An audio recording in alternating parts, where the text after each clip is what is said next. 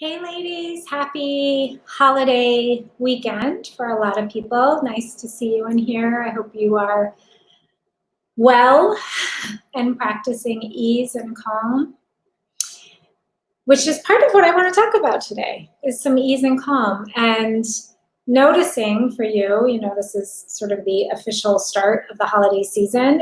And for some of us, what that means is having more contact, I don't want to say time with family, because I know many of us have different plans given the state of the world.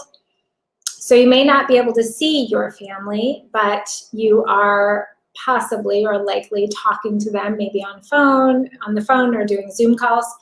And what I want you to pay attention to is your reactions. So if you're new to this space, hi, I'm Jenny Glick.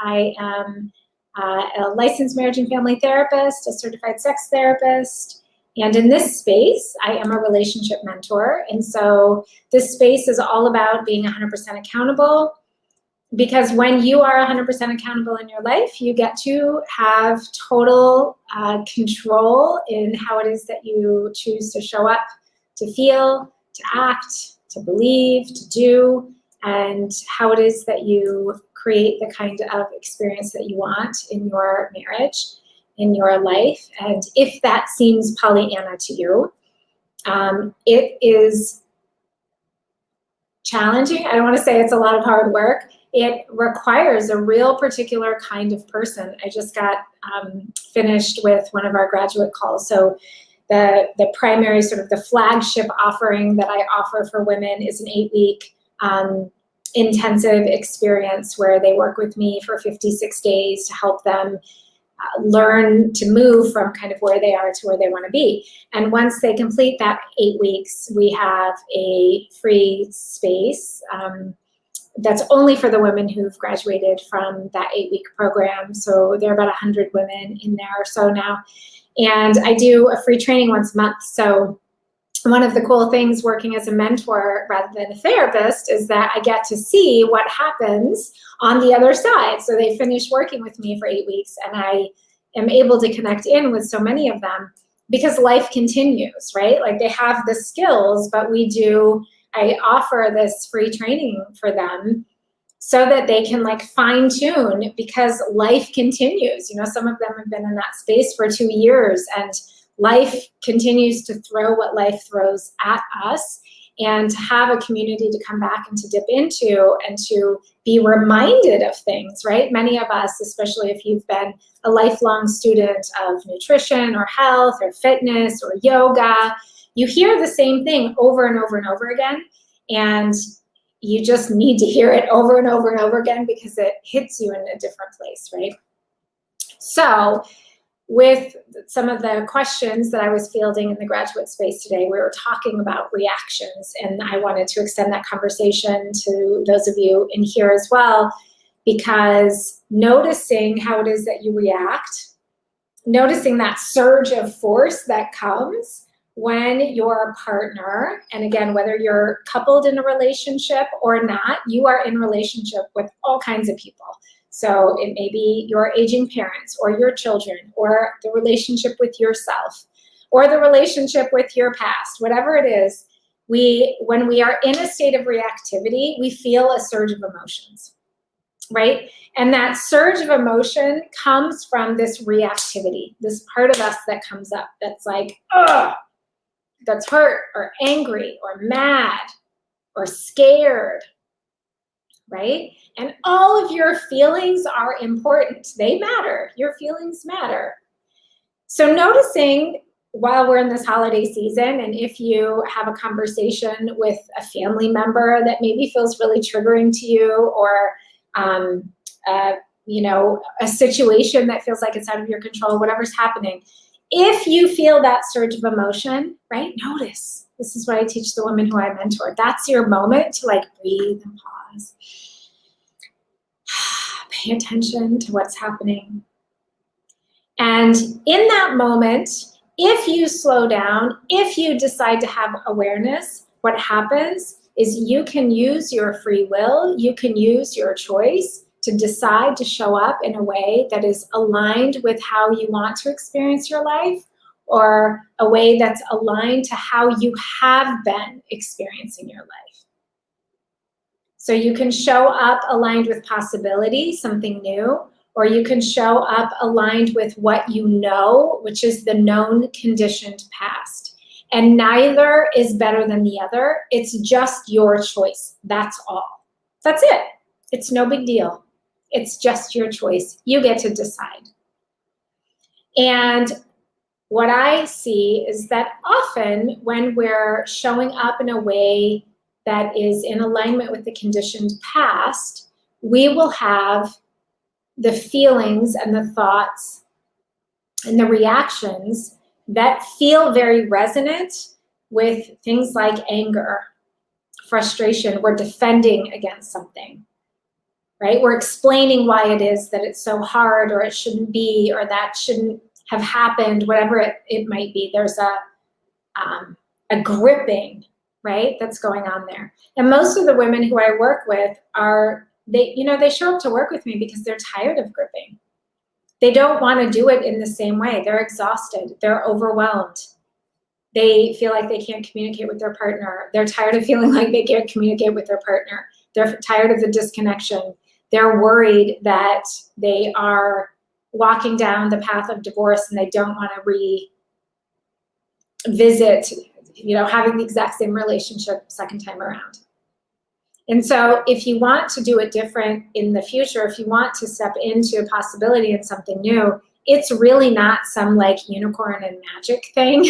It literally is having the awareness to slow down, to pay attention to how you're reacting, what you're defending, paying attention to if you're feeding the drama in your life, what does the drama need to stay alive? Right? Drama needs more drama. Drama needs a lot of energy to keep it going. Conflict needs a lot of energy to keep it going. And please hear, this doesn't mean that you should be a doormat, or that you shouldn't have boundaries, or that you shouldn't have your values or your beliefs. You should have all of those things. And we get to have all of those things in our life. We get to be whole, mature women who are well-defined. And if I'm well-defined, it means I'm going to be different from somebody else. Just by default, I will be different from somebody else, right? And our invitation in relationship is, how do I offer space for that difference without getting into the drama, without getting into the conflict, right? And just noticing. And so the next time you're having some conflict, and if you are parenting a child, if you are living with a parent, if you are in a committed relationship, I trust that you are going to have an opportunity to experience conflict maybe in the next 20 minutes, right? Like, we're always being offered up an opportunity to mirror what we're reacting around. And to the degree that we're willing to be curious about that, to the degree that we're willing to hold possibility rather than defaulting back into the old way, right? That's where change happens. That's where transformation happens. And so awareness is key. Pay attention, watch yourself, notice your thoughts. Notice the 3 most typical feelings that you feel in a day, in a weekend, over a holiday weekend, while you're doing whatever holiday things you might be doing. Notice, what are those 3 emotions? My guess is that those emotional states are highly conditioned. So that means that they're highly practiced, right? And if they are not in alignment with how you want to be showing up, then how do you close that gap, right? In my world, what you do is you get a map, you hire a guide, and you get on the boat with other people, right? Because it makes it easier, because you're not doing it alone. You don't need to do it alone. One of my current clients, she had a one-on-one call with someone on my team this week, and she said that my team member, Anna, pointed out to her, to my client, that she doesn't have to do it alone. And my client was like, yeah, I know that. Like, I know that's true for other people, but she's getting to feel that in her own self, right? Like, oh, right, I don't have to suffer alone in the struggle of it as I try to figure it out. Because if I'm over here and I'm reacting around the holidays, my partner's moving out or whatever's going on, right? And I want to be over here. And mostly what I hear women want to be experiencing is joy, ease, freedom, groundedness, calm, connection, and love. That in general, right? So if you want to feel this and you're over here, you got to cross that, right? That's just how it is. You can't practice defendedness, drama, conflict, disconnect, judgment, and expect that you're going to experience joy, ease, freedom, groundedness, connection, and love, right? And it's just like, I can't eat chocolate every day, though I'd like to, dark chocolate, right? I don't get to eat that as 50% of my diet and expect that I'm going to have a trim waistline. That does not happen in my physical body, right? And it's no big deal. It's just not going to happen. So I need to do something between here and there. And the doing something is like hiring a trainer, getting on a nutrition program, working out every day. Like, it's just doing those things, joining a community of other people who are doing it as well, so I don't feel alone in it, having goals. And then there's a whole lot of belief work that goes underneath it. And that's the big thing. Because if my beliefs, so follow me here, if what I believe about myself is over here, and let's use weight loss as an example, because many of us have had an experience with wanting to lose weight or to have a different body size in some way. And so if I have a belief that I'm heavy, if I have a belief that I hold fat in certain parts of my body, right? Sure, that there may be data points, to look at me or how I get on the scale or whatever that show that. But that belief, if that's like deep in me, that I'm a couch potato, it's going to be really hard for me to hold this higher version of myself where I see myself as an athlete, right? Because my belief is I'm lazy. My belief is I can never lose the weight. And, doing mindset work and belief work, that's not like cutting edge anymore. Like, we all know that matters, right? What I believe about myself is 100% played out in my life around me. And so as that comes to your relationship, if I'm in a practice state with my partner where I'm reactive, where I'm angry, where I'm practicing unforgiveness, I work with a lot of people healing from affairs in all the different positions of affairs. They either had the affair, they were the partner that felt betrayed by the affair, or they were the third person, the affair partner.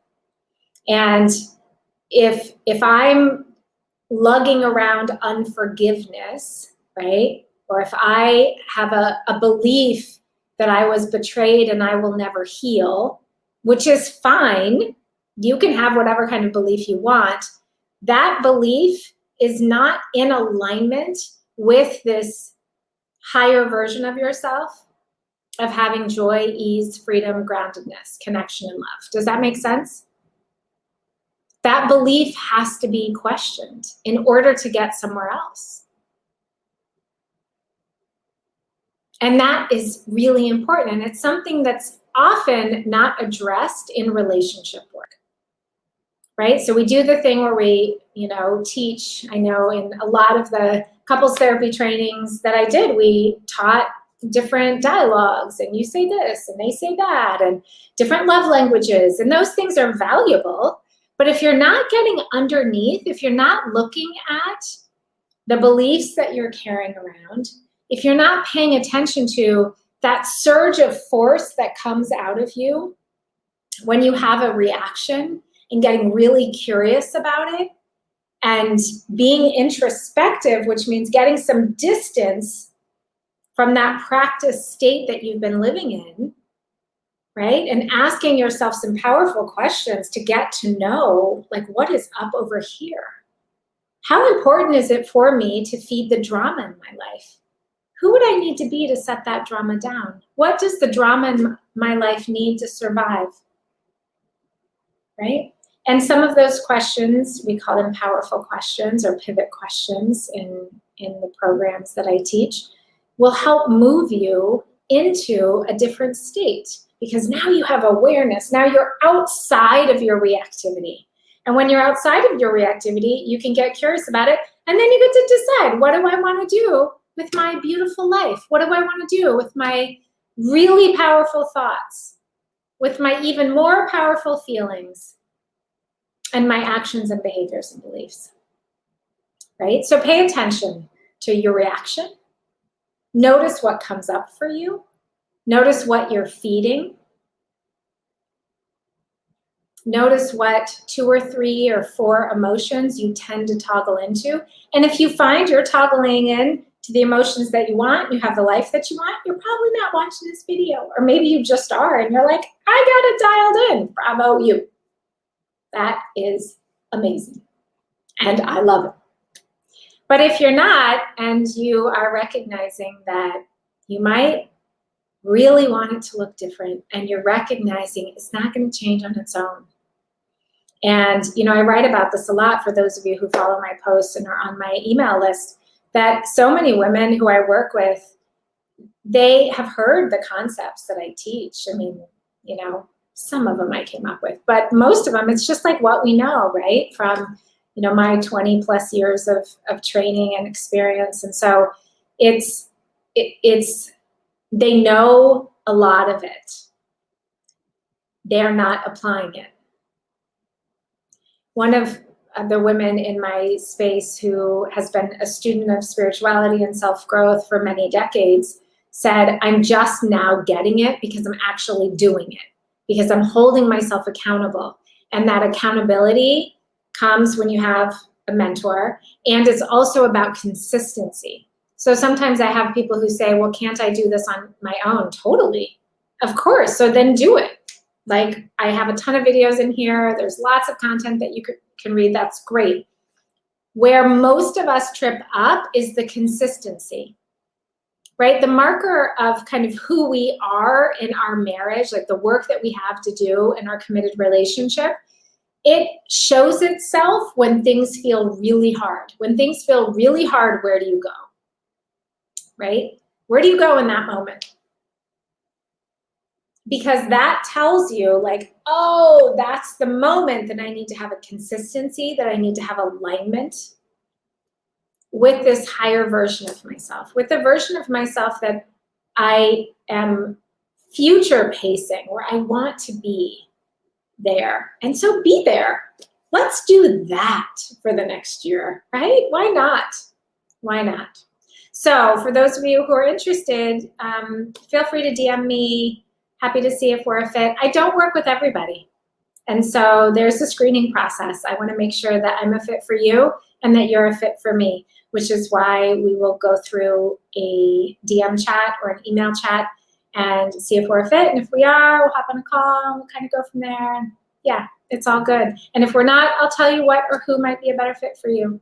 So if you're watching this and you want to reach out, please do. And invite your friends to our space, because I think people have more and more time to be at home right now. So may as well fill that time, if they have some leisure time, with some good content and information. And so if you're in my free Facebook group, feel free to just invite any of your friends who might be a good fit in here. Thank you so much. Hope you have a wonderful and blessed weekend this weekend. If you have any questions that you want me to address in next week's live, feel free to DM me or post it below in the comments, and I will put that in the queue. Look forward to seeing you next time. Bye-bye.